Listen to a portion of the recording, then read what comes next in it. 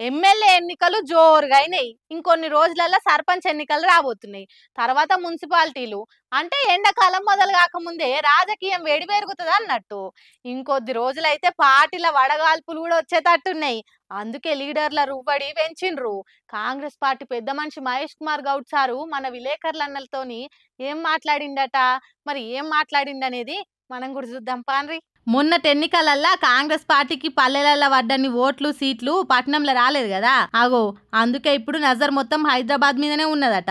అసలే రాబోయేది జిహెచ్ఎంసీ ఎన్నికలు. సర్కార్ ఆళ్ళదై ఉండి పక్కలో బల్లెం తిరిగా పట్నంలో ఓడిపోతే మంచిగా ఉండదని ఫోకస్ పెంచిండ్రట సిటీ మీద. ఇక అట్లనే ఎక్కువ సీట్లు కొట్టబోయేది మేమే అంటున్నాడు మహేష్ కుమార్ గౌడ్ సారు. బీజేపీ కార్పొరేటర్లు ఏదో కొంపలు మునిగినట్టు బిచ్చం ఎత్తి కోపమెల్లగాక్కుతున్నారు వాళ్ళ లీడర్లు. ఇద్దరు కేంద్ర మంత్రులు తెచ్చిన పైసలెన్ని, పట్టుకొచ్చిన ప్రాజెక్టులెన్ని అని గట్టిగానే అరుచుకున్నాడు. కాంగ్రెస్ పార్టీ గాంధీ తాత అనుకున్నట్టు అందరు సమానంగా బతకాలి అని పనిచేసే పార్టీ ఎక్కడున్నా అధికారంలో అట్లనే పనిచేస్తుంది అని చెప్పుకొచ్చిండు. ప్రతిపక్షాలు ఎన్ని తీర్లా కాళ్ళ కట్టబెట్టాలని చూసినా కులగణనం చేసినాం. కొద్ది కాలంలోనే లోకల్ ఎన్నికలల్లో ఎంత శాతం రిజర్వేషన్లు అనేది క్యాబినెట్లో నిర్ణయం తీసుకుంటామన్నాడు. ఇక కాంగ్రెస్ పార్టీ హయాంలో రియల్ ఎస్టేట్ వాడిపోయింది, అట్లయింది ఇట్లయింది అంటున్నారు కానీ అసలు రియల్ ఎస్టేట్ వాడిపోయిందే బీఆర్ఎస్ పార్టీ ఉన్నప్పుడు. మేము వచ్చినాక దాన్ని గాడిలో పెట్టే పనులున్నాము. ఇక హామీల అమలు గురించి అసలే పట్టినట్టు ప్రశ్నలు అడిగే విలేకరులనే బెదిరించినట్టు మేము చేస్తలేమా, ఒక్కొక్కటి అమలు చేసుకుంటూ పోతున్నాం. కొద్దిగా ఆలస్యం కావచ్చు కానీ తప్పకుండా ఒక్క హామీని కూడా ఇడవకుండా అమలు చేసి తీరుతాం అని అన్నాడు. అంతేకాదు ఫిబ్రవరిలో సూర్యాపేటలో పెద్ద సభ పెట్టి రాహుల్ గాంధీ సార్ను పిలుస్తారట.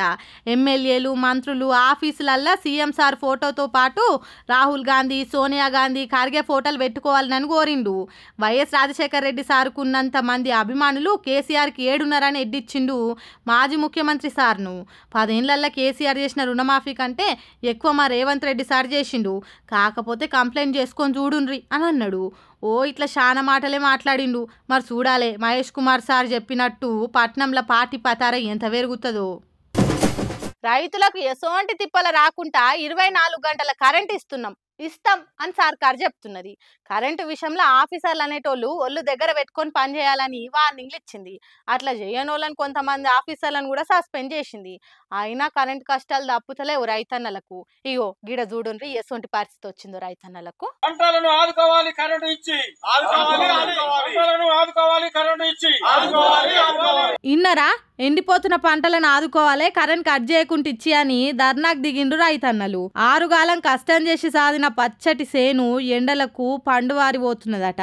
ఆగో అందుకే కరెంట్ సప్లై ఆపొద్దని లొల్లి చేస్తున్నారు మహబూబాబాద్ జిల్లా బయ్యారం మండలం కంబాలపల్లి కరెంట్ సబ్ స్టేషన్ ముందట. కానీ చూడు ఎసొంటి కాలం వచ్చెనో. రైతన్నలు హాయిగా స్టార్టర్ ఒత్తి కాలు మీద కాలేసుకొని వండుకుంటే కాలువలై వారే నీళ్లు పోయి ఇప్పుడు కరెంటు కోసం ఆఫీసుల ముంగట ధర్నాలు చేయాల్సిన పరిస్థితి వచ్చింది. మరి లేకుంటే ఏం చేస్తారు? వ్యవసాయం తప్ప ఏం పని చేయని రైతన్నలకు ఇప్పుడున్న సర్కార్ తప్పకుంటే 24 గంటలు కరెంట్ ఇస్తామని ఖరాఖండిగా చెప్పింది. ఇక రైతులకు ఆశ పుట్టదా? 4 గింజలు వండించుకుందాం అనుకోడా? ఆ ఆశతోనే పంటలు వేసుకున్నారట ఇక్కడ రైతులు. కానీ వచ్చిపోయే కరెంటుకు పంటలు ఎండే కథ అవుతున్నదట. అందుకే ఇప్పటికైనా సర్కార్ ఆఫీసర్లు కళ్ళు తెరిచి సర్కార్ ఇచ్చే 24 గంటల కరెంటును సాఫీగా సప్లై చేయాలని కోరుతున్నారు. మరి ఈ ముచ్చట రేవంత్ రెడ్డి సర్కార్ దాకా పోయి వీళ్ళని ఆదుకుంటారో లేకుంటే పట్టి పట్టనట్టే ఉంటారో చూడాల్సిందే.